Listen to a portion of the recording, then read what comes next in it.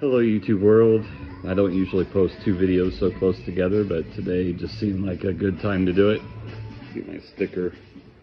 And yesterday we protested again in downtown LA. It was a pretty poor showing for such a large metro area with such a liberal population, but it wasn't well organized, as our protests mostly here aren't, and I blame them in Southern California for calling it a day of action or day of service or whatever they called it, and hosting a can drive at City Hall, which I don't know what they collected. I saw them there with the boxes yesterday, but we protested. I posted pictures to my Threads and my Facebook accounts. If you don't have Threads, it's a offshoot of Instagram, and it's a lot of political stuff. If you're a liberal, you probably find a home there because there's a lot of liberal posts. At least most of the stuff I see. Maybe that's just my algorithm, but yeah, we protested yesterday, and it's one of many protests that have happened over the winter and spring months since President Trump's inauguration. I hate to call him that, even because I don't think he's legitimately elected. If you saw the turnout in Milwaukee, Wisconsin, the last two protests, April 5th and April 19th, it just boggles the mind to think that he won the state of Wisconsin and all 7 swing states. He didn't. Musk rigged the election for him. He won it illegitimately. That's why I call it the illegitimate regime in the White House, the illegitimate fascist regime in the White House. I mean, how many things can he do to trample our Constitution in the first 100 days? I mean, how many court orders is he going to defy? And great that all these federal judges keep blocking, his attempts to deport people and do all kinds of illegal activities. But he's not going to listen to them. He's defied the Supreme Court that unanimously. When does our Supreme Court unanimously go against our president? They never have, that I can recall. Not this Supreme Court. They're as conservative as they come. 9-0, calling him out on the deportation of an innocent man from Maryland, the dad that got deported to El Salvador that Chris Van Hollen went down and interviewed and sat with. I mean, he's just one of many. That prison down there is full of innocent people that should have never been deported without due process. They shouldn't be deported anyway. If they get due process, they get put in a federal pen here. They don't go to El Salvador to some death camp. It's effing crazy. This whole illegitimate regime is effing crazy. And the delusional maggots that still support the city to the tune of 43% approval. How does he still have 43% approval with all the ridiculous, insane bullshit he's doing, unless that much of our country is just racist? Unless people of color and immigrants just bother you, get under your skin so bad that you think he's doing a good job, even though he's trampling your rights, your Constitution that gives you right to due process.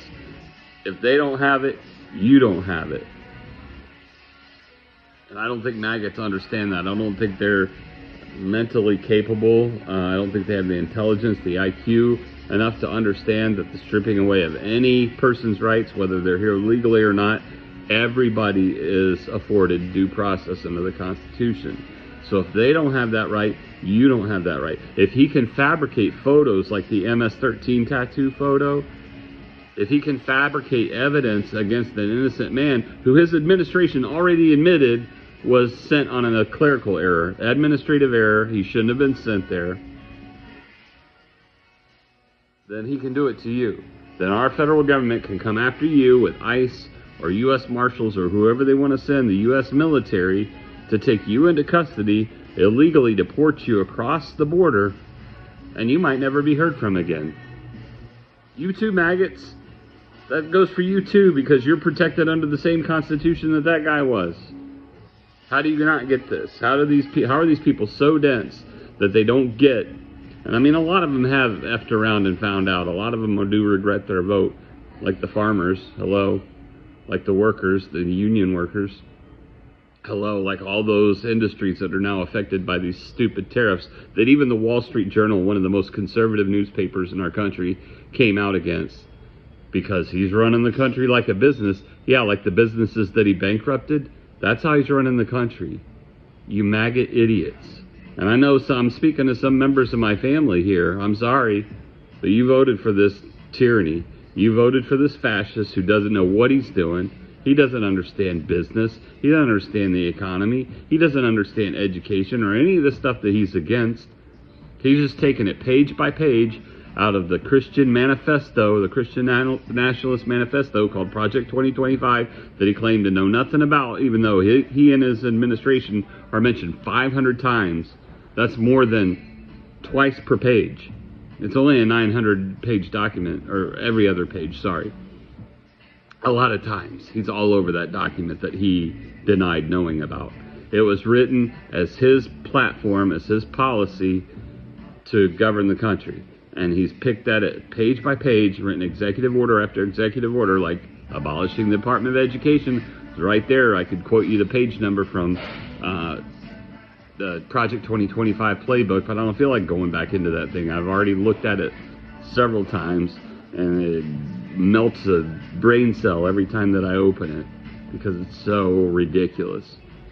This wasn't founded as a Christian nation. I don't know where Christians get off that they're so persecuted that we need to return to something that we never were. But he believes it. He buys it hook, line, and sinker because it got him votes. It got him elected, well, supposedly elected. And he plays the Christian, just like he did this morning, Easter, talking some ramble and nonsense about what the White House is or isn't. I don't know. I couldn't listen to it anymore. He just vomits out of his mouth, and I don't like watching people vomit. I'm sorry. I can't stand his face. I can't stand his voice. I can't believe that after the disaster that was his first administration, that he got reelected, because he tanked our economy the first time. He wrecked it because he mishandled COVID, and he doesn't understand business or economy. He doesn't have the smarts. His niece, Mary Trump, says he's got a learning disability. Well, that's why he hates education, because he didn't really get one. That's why he's against Harvard, because his daddy couldn't even buy his way into Harvard. He's not smart enough to get into an Ivy League school. Hello, wake up, America. He's trampled all over our Constitution. He's trying to institute fascist authoritarianism, and most of you are just sitting there on your couch like, oh, they don't affect me. Well, wait till your Social Security.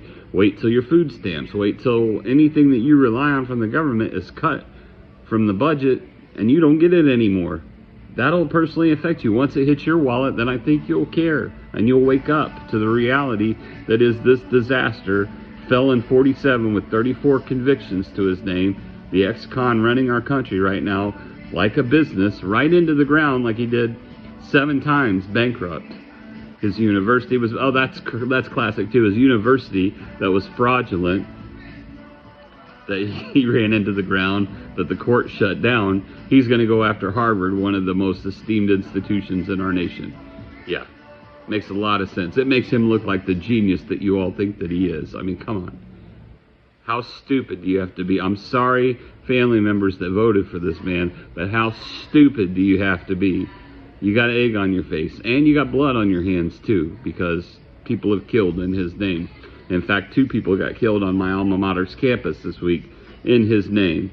Some radicalized youth who was being groomed by law enforcement to become one of them, ACAB. Yeah, he was a Charlie Kirk fanatic.